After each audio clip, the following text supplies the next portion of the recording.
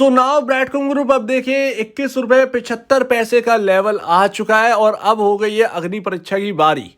यानी कि जो हम 2-3 दिन से बात कर रहे थे कि मेजर सपोर्ट को याद रखिए, मेजर सपोर्ट को याद रखिए, आ चुके हैं वो लेवल। फिबोनाची के हिसाब से आ गया, वहीं के आसपास यहाँ पर क्लोजिंग है, वहीं जाकर ये अभी रुका है एकदम सटीक 21 रुपये 75 पैसे के आसपास।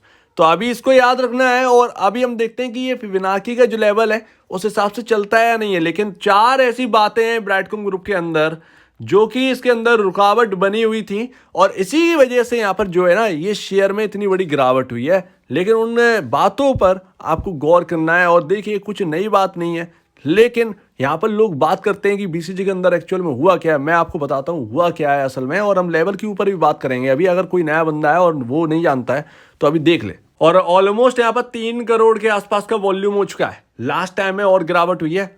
ऑलमोस्ट यहाँ पर जो है एक मेजर सपोर्ट के आसपास आ चुके हैं ब्रैडकॉम ग्रुप के अंदर। और उसके बाद जो हमारे मेजर सपोर्ट थे चार्ट के ऊपर, जो कैंडल बता रहे थे फिबोनाची को साइड में अगर कर रहे हैं तो हमारे लिए तो मेजर सपोर्ट तो वही है, तो हम तो वो मेजर सपोर्ट को ही ध्यान में रखेंगे। लेकिन 3 करोड़ का वॉल्यूम हो चुका है, ऑलमोस्ट 82 लाख की यहाँ पर जो है आपकी डिलीवरी क्वांटिटी हो चुकी है। ट्रेडर यहाँ पर भरकर पैसा बना रहा है और देखा ही तो आपको समझ में आ ही रहा होगा, मतलब देख रहे हैं तो आपको समझ में आ रहा होगा किस तरीके से यहाँ से जो शॉर्ट सेल करके पैसा बनाया जा रहा है। और यहाँ पर सबसे बड़ा यहाँ पर जो है ना ये पहाड़ बड़ा दिक्कत है। और अब देखते हैं कि इस पहाड़ को पार करने का टाइम आता है या नहीं आता है। क्या यहाँ से अब ब्रैडकॉम ग्रुप घूमेगा, ये सबसे बड़ा है और मेजर सपोर्ट के आसपास है। तो बार बार मैं इसीलिए कह रहा हूँ क्योंकि मेजर सपोर्ट सबसे इंपॉर्टेंट है इस स्टॉक के अंदर इस वक्त के, और यही सब कुछ कमाल दिखा सकते हैं। तो अभी देखिए 4 बातें जो बीसीजी को यहाँ पर ला के खड़ा कर दिया। अभी देखिए पहली बात आपका यहाँ पर जो है मार्केट क्या सोच रहा है बीसीजी के ऊपर। फाइनेंशियल आपके है ना उन पर ट्रस्ट नहीं है। कैसे? देखिए ब्रैडकॉम ग्रुप इतना फाइनेंशियल इतना बढ़िया यहाँ पर नंबर्स ला रही है, आपके सामने नेट सेल है, नेट प्रॉफिट है, कंपनी डेट फ्री है, सब कुछ अच्छे होने के बावजूद भी यहाँ पर मार्केट जो है वो अभी ट्रस्ट नहीं कर रहा है नंबर्स पर। अब इन नंबर्स पर ट्रस्ट कैसे करें? देखिए जो मैनेजमेंट को आना था 1-2 बार आते रहते हैं, ईटी नाउ पर आए, उसके बाद आप देखें तो सीएनबीसी पर आए, बट यहाँ पर जो है पूरी तरीके से यहाँ पर सामने नहीं आए। मतलब यहाँ पर एनालिस्ट जो है बात करते हुए दिखाई नहीं देते हैं बीसीजी के बारे में।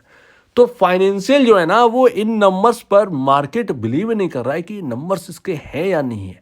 अगर हैं तो यहाँ पर ये स्टॉक क्या कर रहा है, तो ये सबसे बड़ी बात है। तो मार्केट जो है वो फाइनेंशियल पर ट्रस्ट नहीं कर रहा है और उस फाइनेंशियल पर ट्रस्ट लाने के लिए एफए इंपॉर्टेंट है या मैनेजमेंट का आगे आना, ये बहुत इंपॉर्टेंट है।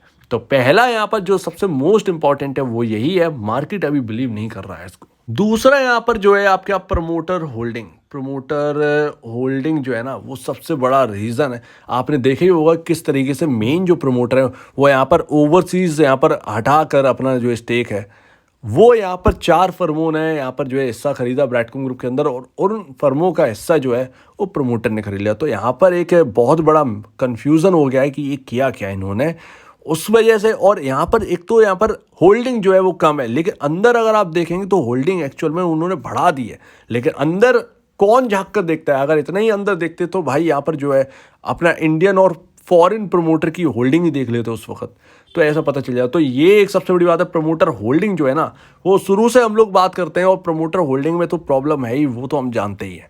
तीसरी यहाँ पर जो बात है जो कि सबसे बड़ी बात है, म्यूचुअल फंड इतना अच्छा होने के बावजूद भी आपका म्यूचुअल फंड क्यों नहीं है इतना ज़्यादा। मतलब आपके सामने एक बहुत ही फंडामेंटली अच्छा स्टॉक है बट यहाँ पर म्यूचुअल फंड की यहाँ पर बाइंग जो है वो बहुत कम है। ऐसे फंडामेंटल स्टॉक में आपको म्यूचुअल फंड की बाइंग दिखती रहती है, जैसे एसबीआई ने यहाँ पर 10 लाख शेयर खरीद लिए, निपॉन ने यहाँ पर 20 लाख शेयर्स का सौदा किया है 36 रुपये पर या 40 रुपये पर, 50 रुपये पर बड़े सौदे हो गए। तो ऐसी कोई न्यूज़ यहाँ पर हमको देखने को मिलती नहीं है। अगर ऐसा हो जाए 40 लाख बड़ा सौदा यहाँ पर कर दे तो भाई टीवी पर भी दिखाई दे कि यार बीसीजी के अंदर सौदा हो गया है और म्यूचुअल फंड ने अपनी होल्डिंग बढ़ा ली है, म्यूचुअल फंड की एंट्री हो गई है। तो एमएससीआई है, सब कुछ आए, लेकिन यहाँ पर बीसीजी के अंदर पहले बात बनी उसके बाद कुछ बात नहीं बनी। तो म्यूचुअल फंड की होल्डिंग तभी आएगी क्योंकि म्यूचुअल फंड भी बैठा है फॉरेंसिक ऑडिट के लिए। अदरवाइज ऐसे नंबर्स वाली कंपनी आप ये बताइए कहाँ से ये दूर रह लेंगे म्यूचुअल फंड वाले। सबसे बड़ी बात है ना, एक रिटेल इन्वेस्टर क्या देखेगा, अब ऐसे नंबर्स आपको मिलेंगे किसी कंपनी के अंदर और कंपनी सस्ते दामों में मिलेगी, तो फिर आप सीधा कहें कि यार इसके अंदर पैसा लगाऊंगा, यहाँ पर पैसा बनेगा। फोर्थ आपका सब कुछ फॉरेंसिक ऑडिट। ये 4 बातें जो है ना वो सबसे इंपॉर्टेंट है और सभी की सभी टिकी हुई हैं फॉरेंसिक ऑडिट के ऊपर। ये सारी बात है ना फॉरेंसिक ऑडिट।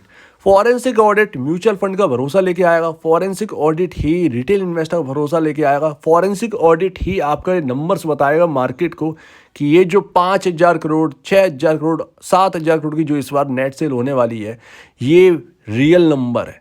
आपको यहाँ पर फेक करने की जरूरत नहीं है, ये रियल नंबर है। कंपनी का प्रॉफिट जो है वो रियल है। तो ये रही बातें जो कि मार्केट सुनना चाहता है, और म्यूचुअल फंड की होल्डिंग सुनना चाहता है मार्केट, फॉरेंसिक ऑडिट और सुनना चाहता है मार्केट, प्रमोटर होल्डिंग के बारे में सुनना चाहता है मार्केट, फाइनेंशियल का तो फिर पता चल ही जाएगा कि ये रियल है। तो एफए सब कुछ बयां कर देगा, ये सबसे बड़ी बात है। और मैं आपको बता दूं, लोग पूछते हैं कि ये दिक्कत कैसे आई, फंडामेंटली अच्छे स्टॉक है। देखिए टाइम जो है ना वो बिल्कुल खराब हो गया था इसके अंदर। आपको याद होगा कि पहला बोनस जब दिया तो हम बड़े खुश हुए, लेकिन थोड़े से कंसर्न थे कि यार इसके अंदर जो है ना वो शेयर डाइल्यूट हो जाएगा, स्टेक जो है, जो अभी जो नंबर जो शेयर्स हैं वो डाइल्यूट हो जाएगी।